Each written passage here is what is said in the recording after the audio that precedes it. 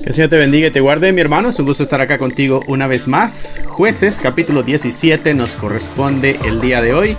Después de esta introducción, iniciamos.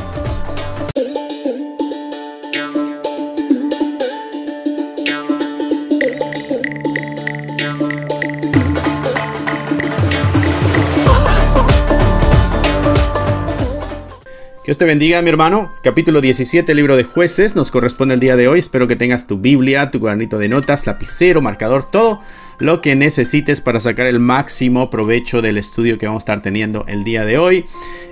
Sin antes mencionarte, tenemos el devocional del libro de Jueces, el libro que estamos viendo. Tenemos el devocional y en ese está incluido el libro de Ruth. Si tú quieres tener un estudio un poco más íntimo, bueno, te recomiendo que te compres este devocional. Ha sido diseñado para hablar a nuestras vidas, una lectura diaria, así que va a ser muy bueno entrar en la palabra de Dios, reflexionar en ella y ponernos el reto también de obedecerla y seguir lo que la palabra de Dios nos está exhortando a hacer, ¿no? Vas a encontrar el link o el enlace en la descripción del canal y ahí puedes conseguir este devocional. Muy bien, vamos a pasar entonces al estudio que nos corresponde el día de hoy. Capítulo 17 del libro de Jueces.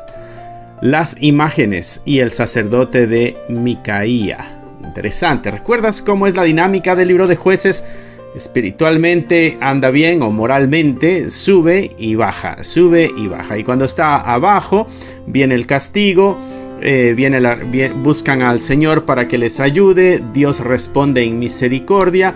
El pueblo está bien y después vuelve a caer y el ciclo vuelve a seguir, ¿no?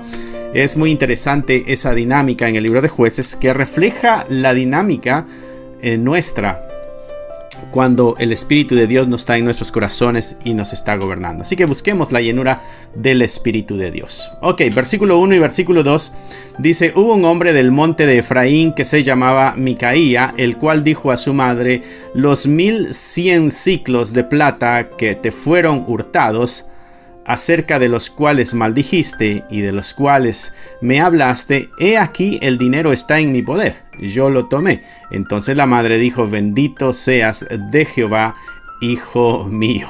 Interesante. Tú que estabas maldiciendo y al que se lo robó, bueno, resulta que yo lo tengo y ahora viene una bendición. Bendito hijo mío, bendito Jehová, ¿no? Así que es una espiritualidad con conveniencia. Lo primero que nos encontramos aquí es esta dinámica familiar bastante extraña, ¿no? Micaía le está confesando aquí a su mamá que los 1100 siclos de plata que te fueron hurtados, dice él, yo los tomé. Eso le robó a su propia mamá. Y la mamá, que había lanzado una maldición sobre el ladrón, en lugar de reprenderlo por el pecado del robo, ahora le está bendiciendo, ¿no? Su reacción es: bendito seas de Jehová, hijo mío. Esa dinámica que no está bien, porque cuando no se sabía quién era el que lo había robado, hay una maldición. De todas maneras se lo robó, está mal, es un pecado, y no lo reprende de su robo, sino que cambia de parecer. Esta es una dinámica muy, muy común, ¿no? Una moralidad de doble cara. Y podemos aprender algo de esto, de estos dos versículos. Nosotros, claro que sí, claro que sí. La maldición y la bendición, podríamos decirlo, no son vistas como realidades espirituales con un peso moral, sino como que si fueran unas herramientas, ¿no? que se pueden usar según la conveniencia del momento. Porque la bendición no busca restaurar el corazón del hijo, sino recuperar el dinero. Ese es el enfoque. Eso es una espiritualidad superficial. Y es una espiritualidad como resultado de la causa y el efecto, ¿no? Se usan palabras piadosas para tapar problemas morales que realmente son problemas profundos. La aplicación esta nos golpea a nosotros de cerca. Y aquí es donde podemos hacernos una pregunta, podemos nosotros cuestionarnos en nuestras reacciones, en nuestra vida espiritual. ¿Cómo usamos nosotros el lenguaje de bendición? O otras palabras que usamos muy comúnmente, la voluntad de Dios, ¿no? Hacemos algo sagrado muy vano muchas veces. Eso es lo que pasó en estos dos versículos. Cortos, los leemos rápido, pero cuando nos detenemos a reflexionar en ellos, nos damos cuenta de que esto que es sagrado, bendecir o maldecir, se hace algo muy vano, muy superficial, ¿no? Así que la pregunta sigue, mi hermano, mi hermana. ¿Usamos a veces este lenguaje de bendición o la voluntad de Dios? Esta es la voluntad de Dios, ¿no? Esa frase que hemos escuchado muchas veces. ¿Lo usamos nosotros para evitar confrontar un pecado o una verdad incómoda en nuestras vidas o en la de otros? ¿Será que caemos nosotros en ese error para evitar confrontar a veces la verdad incómoda, ¿no? O a veces el pecado? Interesante. Buen punto para reflexionar en cuanto a las relaciones con nuestros cercanos también. Porque con nuestros cercanos somos más prontos a dar el perdón y la misericordia, pero con el prójimo, aquel que no conocemos muy bien, somos lentos para dar la misericordia y el amor. No somos justos, no somos parejos. Muy interesante. Muy bien, vamos a pasar al versículo 3. Dice, vamos a ver, aquí está. Y él devolvió los 1100 siclos de plata a su madre, y su madre dijo: en verdad he dedicado el dinero a Jehová por mi hijo para hacer una imagen de talla y una de fundición. Ahora pues yo te lo devuelvo. Voy a leer otra vez. Da risa, pero es un pecado grave. Es un pecado grave. Porque ya que le devolvieron el dinero, dice: en verdad he dedicado el dinero a Jehová por mi hijo, para hacer una imagen de talla y una de fundición. Ahora ve, pues, te lo devuelvo. Ve tú y haz esta imagen, ¿no? El asunto se pone más confuso, porque hay una contradicción en esta adoración que está contaminada. Porque la persona cree que está sirviéndole a Dios, está honrándolo, pero está haciendo todo lo contrario. Hay una adoración contaminada aquí. Pues se pone más confusa la situación, porque ella, al recibir el dinero, dice: lo he dedicado a Jehová por mi hijo. ¿Y de qué manera? Para hacer una imagen, hacer un ídolo. Tengámonos aquí un momentito. Dedicado a Dios para hacer un ídolo. Una contradicción teológica enorme, grandísima. Querer adorar al Dios verdadero, mis hermanos, usando métodos prohibidos, eso no está bien. El segundo mandamiento es claro: no te harás imagen. No te harás imágenes ni ninguna semejanza de lo que está arriba en el cielo ni abajo en la tierra. Muy clara la ley de Dios. Sin embargo, y esta gente ya tiene la ley de Dios escrita. Recordarás, eso sucedió allá en Éxodo, en el libro de Éxodo. Aquí ya estamos en el libro de Jueces. Aquí ya entraron a la tierra prometida. Ya tienen la ley, tienen acceso a la ley. Sin embargo, esta teología torcida, esta adoración contaminada, esta falta de integridad en la verdad, les está llevando a crear peor el pecado. Pasó de robo, pasó de bendición y maldición de una forma muy superficial, teniendo lo sagrado de una forma muy superficial, a hacer ahora ídolos. Esto es lo que conocemos como el sincretismo.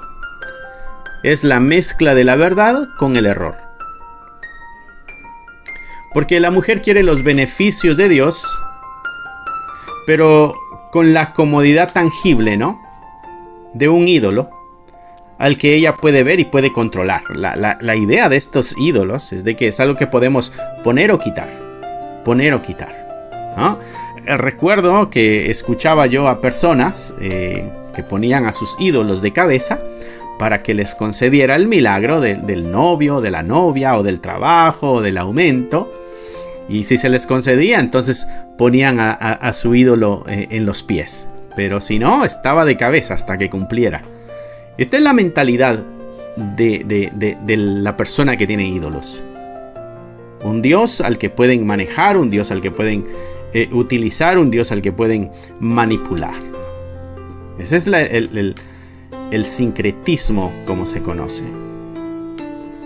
Una adoración contaminada desde la misma raíz. Y esto nos hace a nosotros una tremenda advertencia también, porque no estamos ajenos a eso. No podemos nosotros pretender honrar a Dios mientras estamos adoptando prácticas o mentalidades o éticas que son del mundo, que van contrarias a la palabra de Dios. La adoración a medias, mis hermanos, en realidad es una desobediencia total. Así que debemos nosotros preocuparnos también de que nuestro servicio a Dios es íntegro y es de acuerdo a como Él lo ha pedido, ¿no? Versículo 4 y versículo 5. Mas él devolvió el dinero a su madre, y tomó su madre 200 siclos de plata y los dio al fundidor, quien hizo de ellos una imagen de talla y una de fundición, la cual fue puesta en la casa de Micaía. Y este hombre Micaía tuvo casa de dioses, e hizo efod y terafines, y consagró a uno de sus hijos para que fuera su sacerdote. Toda la dinámica religiosa la vamos a hacer aquí en el hogar. Esta es tu función. Y hay interesante cómo puede caer de baja la idea de relación con Dios cuando no tenemos la teología correcta, mis hermanos. Ellos están creando acá su propia religión así a su medida, a como les gusta, a como les parece, a como les conviene. Y muchos podemos caer en ese error de crear nuestra religión a nuestra forma, ¿no? Porque están llevando aquí, y si te das cuenta el recorrido, están llevando esto a otro nivel. No se conformó con el ídolo, ¿no? Sino que el texto nos está diciendo acá que este hombre Micaía tuvo casa de dioses. O sea que hubieron varios ídolos ahí. Hizo un efod, hizo terafines, consagró a uno de sus hijos para que fuera el sacerdote. No se somete a una, si pudiéramos llamarle así, la palabra religión lo que quiere decir es, viene de relegare, lo que quiere decir es de que estamos unidos a algo, ¿no? O agarrados o amarrados a algo. En este caso, algunas prácticas, ¿no? Este hombre, Micaía, no se está sometiendo a la religión que ha sido revelada por Dios en aquel entonces, sino que construye su propia religión, ¿no? Él hace su propia fe, él es el arquitecto de su propia fe. Interesante. ¿Cómo quieres tu religión? La quiero con estas características. Muy bien. Y la hace a su manera. Y es interesante porque Micaía toma elementos que le gustan de la fe de Israel. No toda, algunos elementos, como el efod. Esa era una vestimenta sacerdotal, ¿no? Pero la mezcla con algunos elementos paganos. Los terafines, ¿no? Esos eran ídolos domésticos. Y lo pone con sus propias reglas, ¿no? Nombra a su hijo como sacerdote. Algo totalmente prohibido. Está creando acá un sistema que le sirve a él, que se ajusta a sus deseos, ¿no? Se ajusta a sus deseos y que puede controlar desde su propia casa, desde la comodidad del hogar.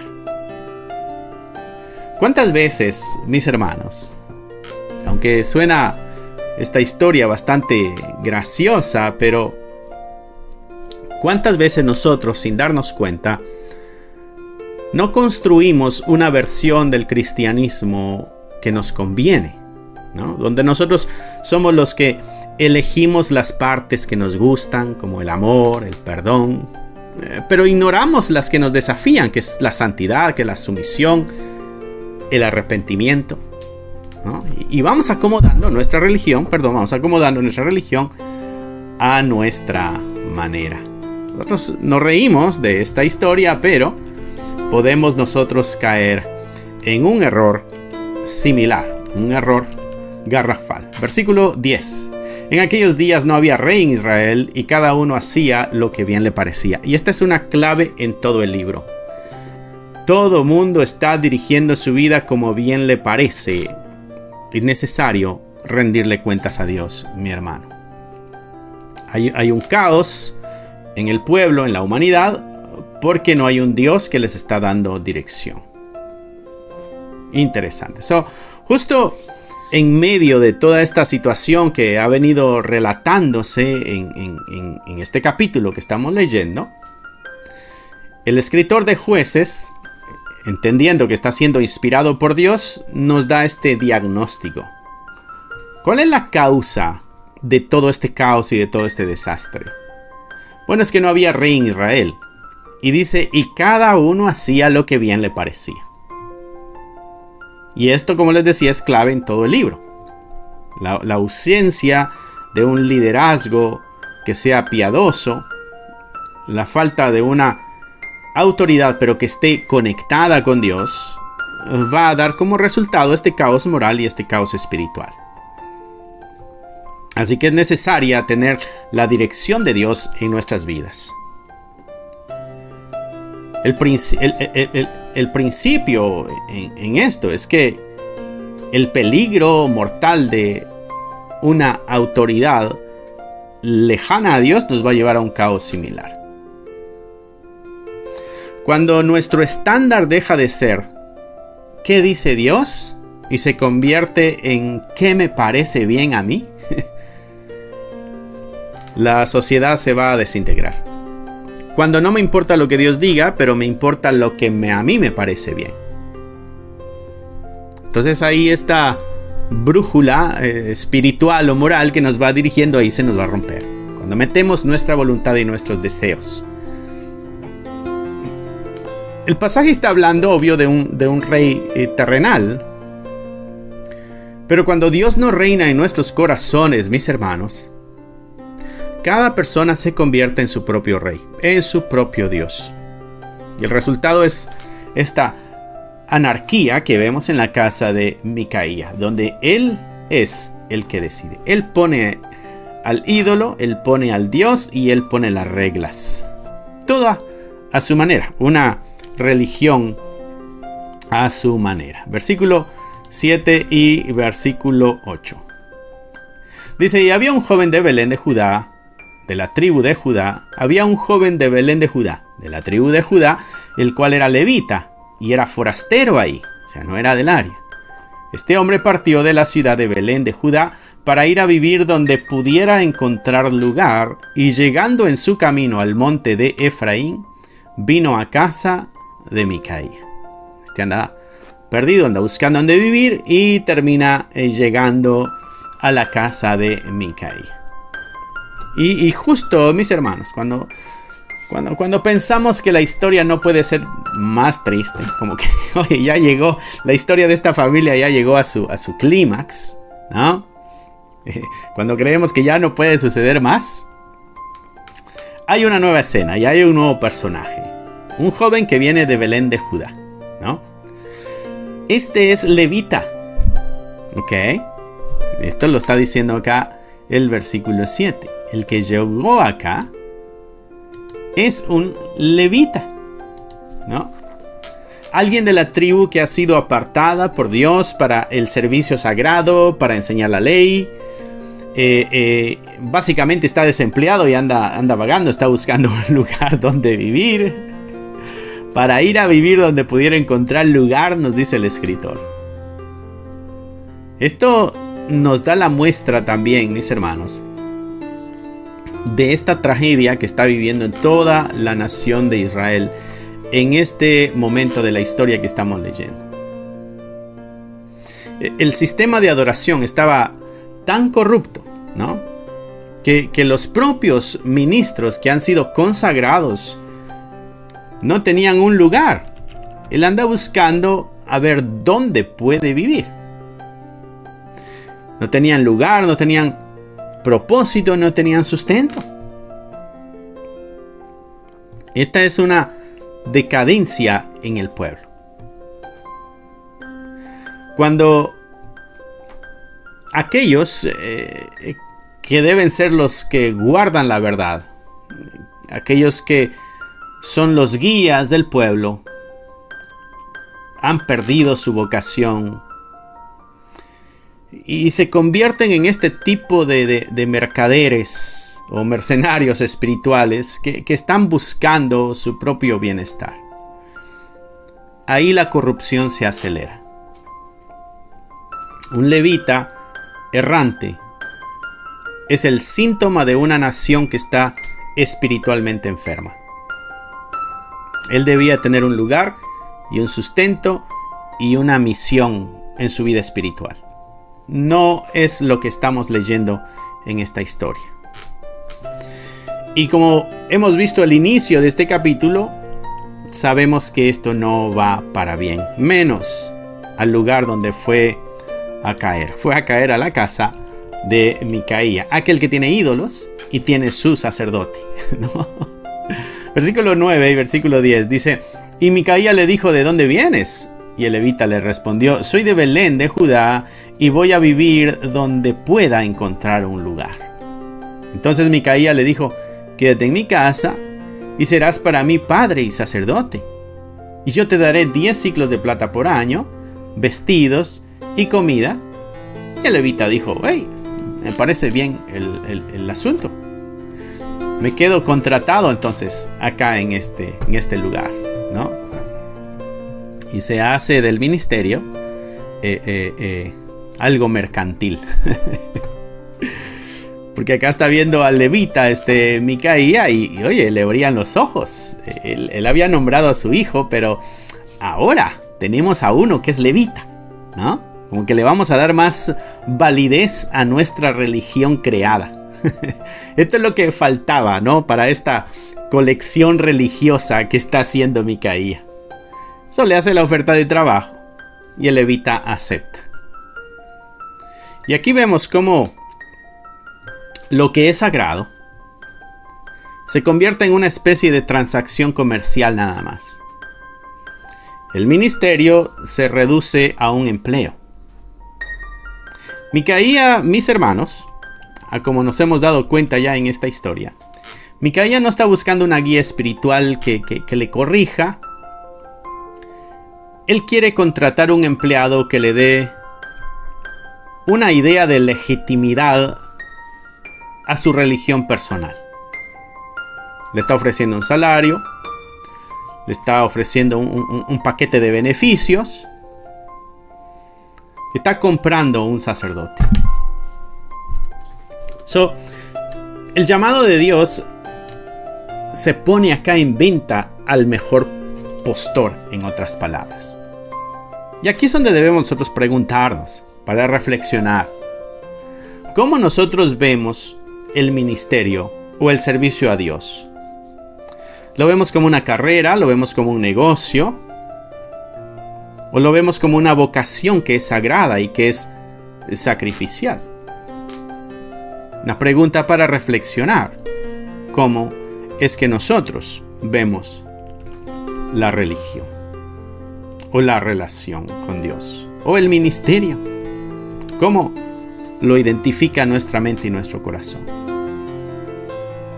Versículo 11. Agradó pues a levita morar con aquel hombre y fue para él como uno de sus hijos. ¿Cuál fue la respuesta de levita? Bueno, le agradó. Le agradó la idea. Voy a morar ahí contigo, pues. Acepta la oferta, el levita cambia este llamado divino, porque él es un levita, es de la tribu de Leví, debe estar sirviendo en el templo, ¿no? O un servicio a Dios. Y su herencia espiritual por la seguridad de un techo lo cambia todo. Un sueldo y comida. Vamos a hacer este ajuste en mi llamado. Cambio el llamado divino cambio, la herencia espiritual, porque es parte de... La escritura le dice al pueblo de Leví, a los sacerdotes, que Jehová va a ser su porción. Bueno, él cambia todo eso por el techo, por comida, por ropa, por comodidad. Interesante. Y pudiera ser que muchos caigamos también en esa tentación, la tentación de aceptar una situación que es comprometida, pero es cómoda. Yo sé que esto no está bien, pero es muy cómodo. El levita aquí hubiera podido haber confrontado a Micaía. Pudiera haber seguido buscando otro lugar para servir de una forma fiel, pero eligió también el camino más fácil. Se sintió agradado por una situación que era una abominación ante los ojos de Dios. ¿Recuerdas que tiene muchos ídolos ese hogar? Esta situación que se está dando aquí, posiblemente la has vivido también tú.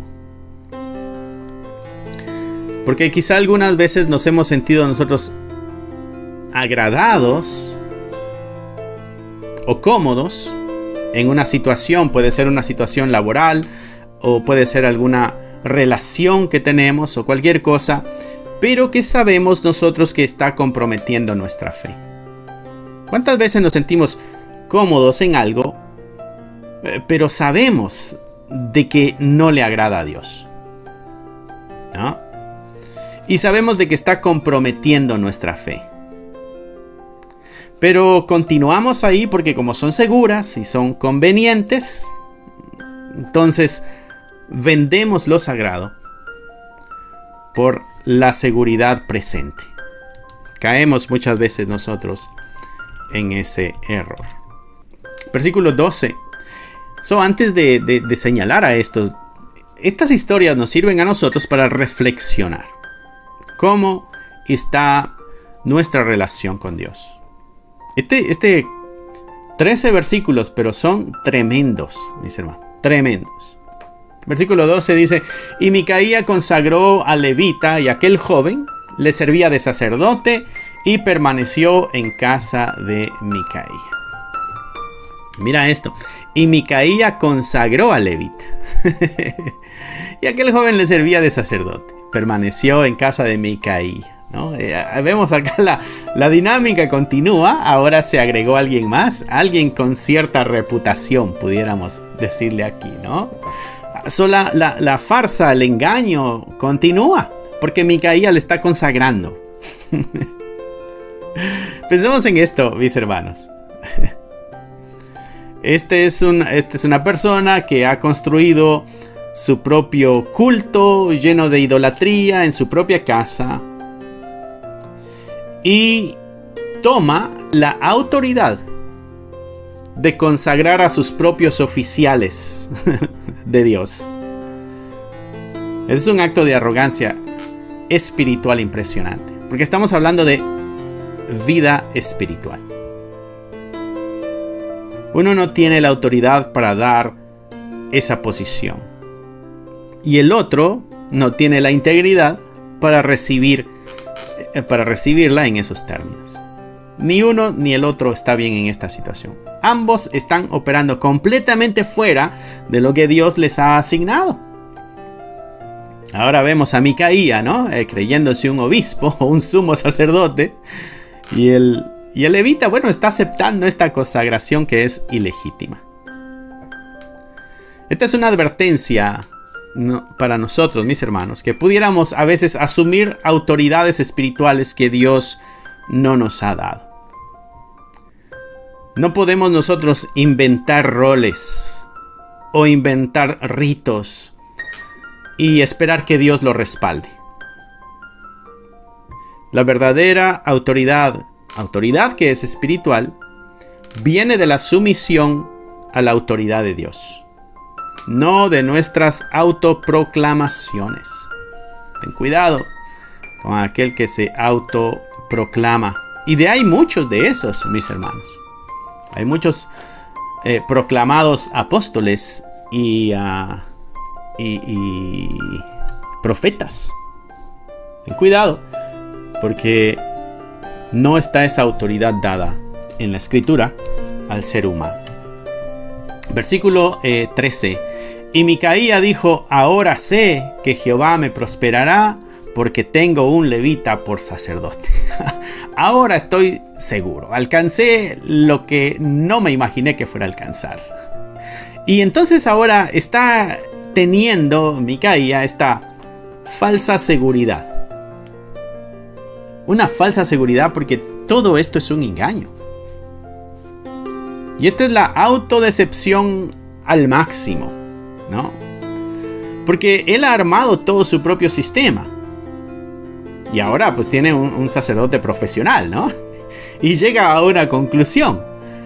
Ahora Dios me va a prosperar. Como que alcancé los pasos que tenía que lograr y ahora el resultado inevitable va a ser la bendición de Dios, ¿no? Como que vine a hackear el sistema de Dios. Y entonces, como todo lo organizó, pero de forma externa y de forma incorrecta, obvio. Pero como tiene un levita que es real, viene de la tribu de Leví, ahora como que hay una bendición garantizada de parte de Dios. Muy interesante esta historia, bastante para desglosar, ¿no? Pero vemos que todo esto está completamente corrupto y pagano. La esencia, la sustancia de su adoración, el fondo de su adoración, es pagano. Este es el problema, la falsa seguridad basada en una religiosidad externa. Si hacemos el ABC, si tenemos un sacerdote que es levita, si tenemos esto aquí y si tenemos esto allá, entonces inevitablemente la bendición de Dios va a llegar a nuestras vidas. Una falsa seguridad basada en una religiosidad que es externa. Se confía en el ritual, se confía en el personal, se confía en la apariencia, en lugar de confiar en una relación genuina y obediente a Dios. Esto es como pensar que si tengo una Biblia en el carro, o tengo un pescadito, ¿no?, pegado por ahí en el carro, entonces automáticamente seremos protegidos y vamos a estar bien con Dios. Entonces ahora Micaía está teniendo a un levita como que si fuera un amuleto de la buena suerte. Y eso le garantiza que su fe entonces es verdadera. Esa es la farsa de la religiosidad. Pero en las palabras de Micaía, cuando él dice: ahora sé que Jehová me prosperará. Ahora sé que Dios me va a servir. Es el peligro de querer que Dios sirva a nuestros planes. Porque si nosotros damos un paso atrás y miramos toda esta historia que hemos leído, desde la madre hasta el levita, vemos un hilo que está uniendo todo. Todos están usando a Dios, no le están sirviendo a Dios. Todos están usando a Dios. La madre usa el nombre de Dios para hacerse un ídolo, para que le haga sentir segura. Micaía usa los símbolos de la fe para poder construir su santuario que le dé control. El levita usa su llamado para conseguir un trabajo estable. Y aquí nadie se está preguntando qué es lo que Dios quiere. ¿Qué es lo que quiere Dios? La pregunta que ellos están haciendo es: ¿cómo puedo usar a Dios y cómo puedo usar su religión para conseguir lo que yo quiero? Puede ser dinero, puede ser seguridad, puede ser control, puede ser prosperidad. Esa es la pregunta que están haciendo. ¿Cómo yo puedo usar a Dios para adquirir lo que mis deseos buscan? No están buscando someterse a los planes de Dios, sino que buscan la manera de que Dios bendiga a los suyos. Están buscando que Dios bendiga sus planes, no ellos someterse a los planes de Dios. Y esa puede ser una de las advertencias más grandes de este capítulo que pudiéramos ver nosotros el día de hoy. Un llamado a examinar nuestro corazón, nuestro propio corazón, y preguntarnos con honestidad: ¿estoy buscando servir a Dios? ¿O estoy como Micaía, tratando de construir un sistema donde Dios me sirva a mí? Ese es el reto para ti, mi hermano, el día de hoy. Reflexionar en esta historia para responder esta pregunta: ¿estoy buscando servir a Dios? ¿O estoy tratando de construir un sistema donde Dios me sirva a mí? ¿Cuál es la intención de tu corazón, mi hermano? Tremenda historia, tremenda historia. Tremendo reto que pone la palabra de Dios. Me encantó la lectura. Siempre me gusta la lectura, las lecturas que hemos tenido acá en este estudio, pero esta nos llama a algo más profundo. Esto nos llama a algo mucho más profundo, mis hermanos. Yo creo que el tiempo que estamos viviendo son tiempos difíciles, angustiosos para la vida espiritual. Son de momentos de tentación. Y será necesario entonces que nosotros podamos responder con honestidad a la verdad de Dios y no caer en el engaño, la falsedad, todo lo que el mundo nos ofrece. Busquemos lo que Dios dice, no lo que nosotros nos gustaría que Dios dijera. Mi hermano o mi hermana, cierra ahí tus ojos, inclina tu rostro y nos vamos a despedir con una oración. Amantísimo Señor, te damos gracias por el día de hoy. Gracias por la misericordia constante que presentas en nuestras vidas, por tu paciencia, Señor. Gracias. Padre, te pedimos de que estas verdades que aprendimos el día de hoy reten nuestro carácter moral, reten nuestra espiritualidad y podamos ser íntegros en esta relación contigo. Ayúdanos, Padre. Fortalécenos, guárdanos, llénanos de ti y que tu Espíritu nos continúe dando dirección. Te lo pedimos en el nombre que es sobre todo nombre, en el nombre de Cristo Jesús. Amén. Amén y amén. Mi hermano, bueno, que Dios te bendiga, que Dios te guarde. Espero que haya sido de gran bendición el estudio que tuvimos el día de hoy. Te recuerdo, tenemos el devocional para que lo puedas tener a la mano, lo puedas leer a tu tiempo, reflexionar y poder así ir desarrollando también este carácter cristiano, esta forma de vida que debe reflejar el carácter santo de Dios. Recuerda que estamos acá los miércoles y los viernes a las 7. Los domingos tenemos el video del servicio dominical.